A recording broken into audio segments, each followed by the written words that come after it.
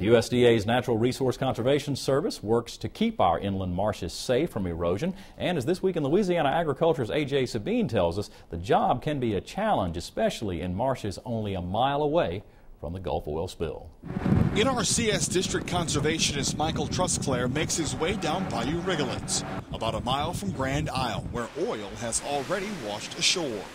This is what Trusclair is working to conserve: the fragile interior marsh that protects Louisiana from coastal erosion. This is our last natural resources. We're losing miles of shoreline each day, each year, and it's very important that we come up with measures to protect what we have, protect our natural resources. That's NRCS's role here. The Coastal Wetlands Planning, Protection, and Restoration Act of 1990 created this lush green marsh you see here.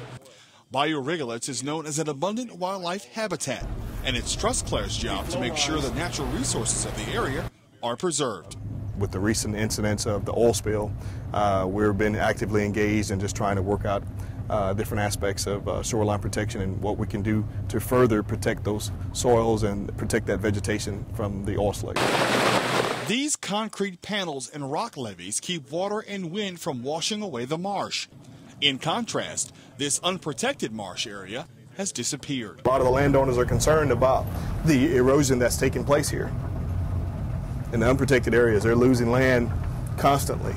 This blue heron represents one of the many examples of how well-protected marshlands have thrived. That the ecosystem has replenished itself, the sediments has come back and replenished areas. There's new vegetation, aquatic species that's utilized in these areas, and it's basically protected. The NRCS preserves Louisiana's most valuable resource, its coastline.